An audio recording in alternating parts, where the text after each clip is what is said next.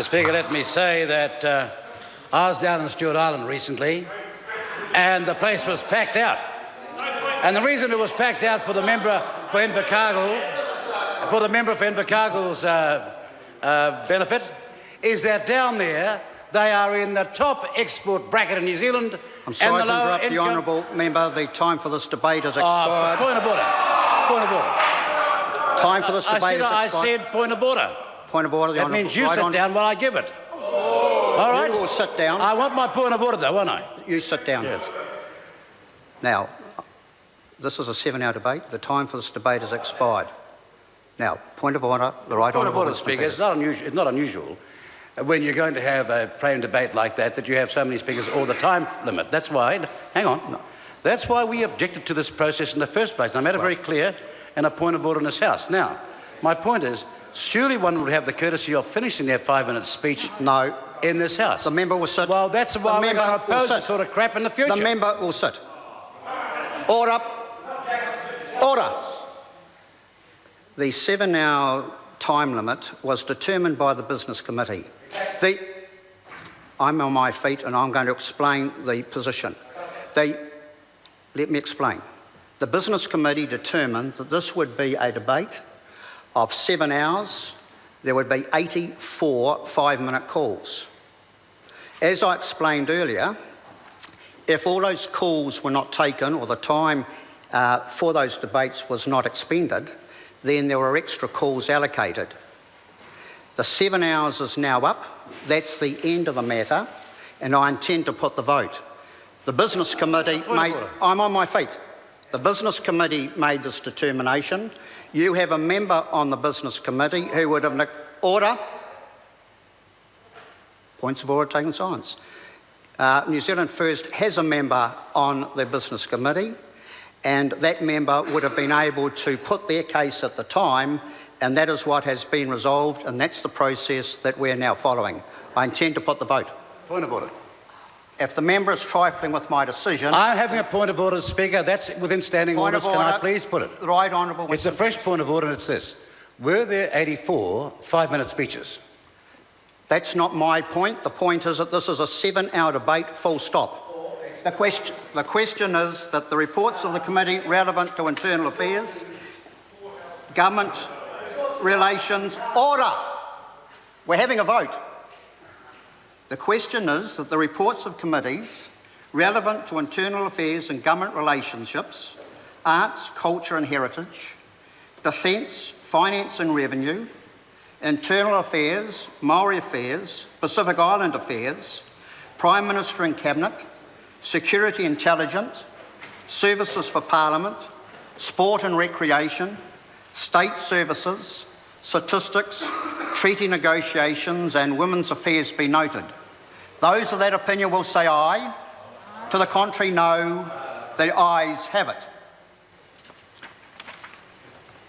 The question now is that clauses 1 to 13 and schedules 1 to 5 stand part. Those of that opinion will say aye. To the contrary, no. The ayes have it. A party vote's called for. I'll ask the clerk to conduct a party vote. New Zealand National. 59 in favour. New Zealand Labour. 32 votes opposed. Green Party. 14 opposed. New Zealand First. 12 votes opposed.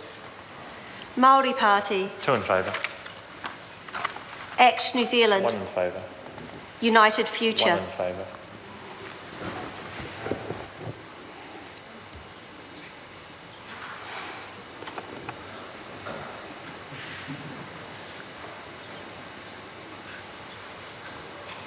Members, the ayes are 63, the noes are 58. The motion is agreed to.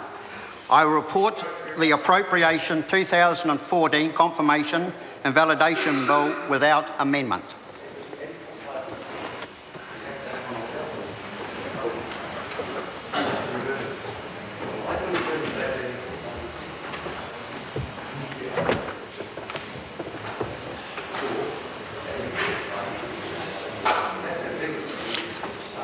The House is resumed.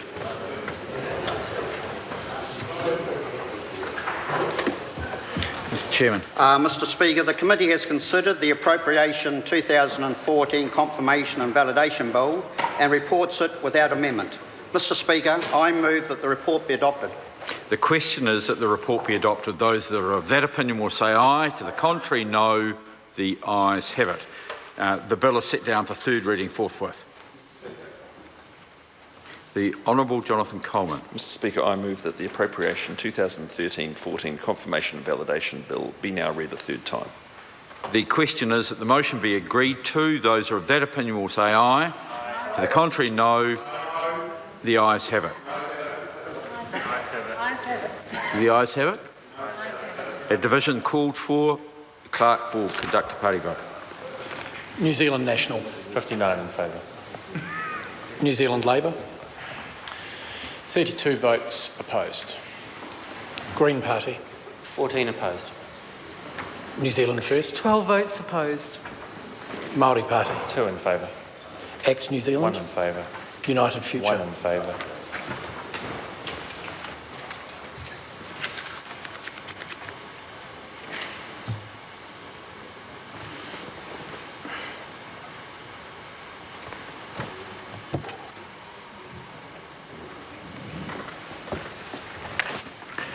The ayes are 63, the noes are 58. The bill will be read a third time.